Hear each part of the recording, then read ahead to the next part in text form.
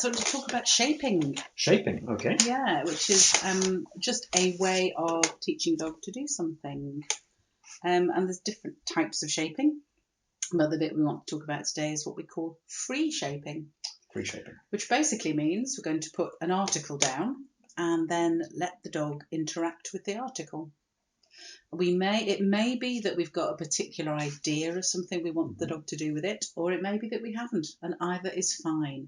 So, for example, it could be a stool, and perhaps we want the dog to stand on it with their front paws, or stand on it with all four paws, or, whatever. But to get to that point takes a bit of shaping. Actually, you can't say to your dog, just go and stand on the stool, because they don't understand English. Why not? They don't understand English. Don't they come out the womb that way? No, sorry, they don't.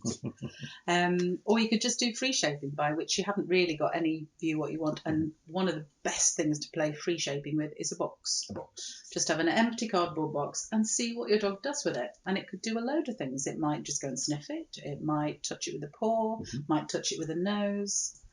And the thing with shaping is that you use a clicker, because you haven't got a cue on this at all. There isn't anything that's meaningful to the dog. So we're just going to point out to the dog, important thing first, the dog must understand what a clicker is. Yes. So make sure your dog understands what a clicker is. That's the subject of yet another little video, is how you introduce a clicker. But once the dog understands a clicker, the clicker is the best tool to use. And then you just use the clicker to catch any behaviours your dog does that you like.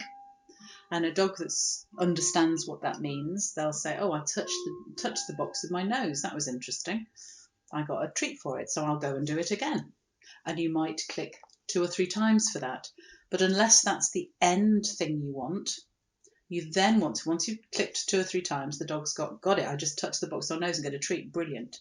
So the next time the dog does it, the 4th time, you're not going to click. And the dog's going to think, hang on a minute, that worked before.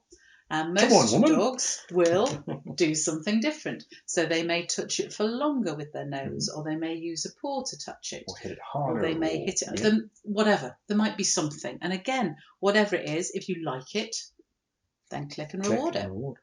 So that's how you build it up. And that's called shaping. It's about shaping a behaviour. So, for example, if you wanted your dog to have an upturned bowl or something and wanted them to put their paws on it, then what you would, the stages of shaping would be whatever your dog was offering, but they would be something like looking at the thing. You've got to get them to be interested in the article first. So you start off by clicking to reward them looking. Then you want to hold back the click for looking until they move slightly towards it, and you click that until eventually they're at the article. So you build that bit up first and shape that bit first. Then you want them to interact with the article, and again, click whatever feels right.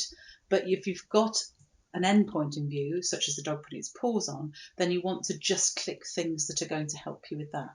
So, for example, if your dog rests a chin on it, that might be a nice thing to teach, but it's not going to help you get the paws on, because the dog will be so focused on the chin. It's a different thing. So by all means train that, but be clear what you are training in any one session. Don't try and train lots of things in a session, because your dog will just get confused.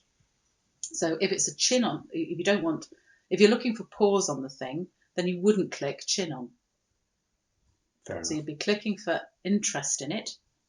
So you'll see this on the videos, and we're showing you how we do it with the dogs, but you're looking for the dog's interest in it, getting closer to it, and then you want to click anything that might take you towards the goal you want. So it might be that the dog just very slightly lifts a paw, you click it.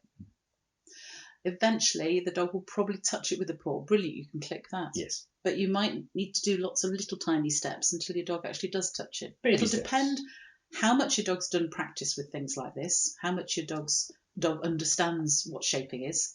In other words, trying. So it's going to be interesting to see how she does things against how Gus does things, because Gus has done quite a lot of shaping. And I haven't, I must admit. admit. And you haven't. So we'll show both dogs and you'll see the difference with them, actually.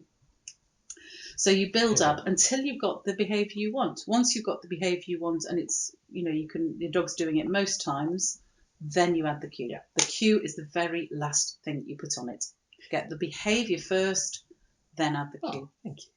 Yeah, so once they're getting it right, at least 3 times. Your threes. Yeah, absolutely. Get it right at least 3 times before you name it. Yeah. So you can also use it for other types of behaviour. So you might want to, for example, teach your dog to run to a particular target. Right.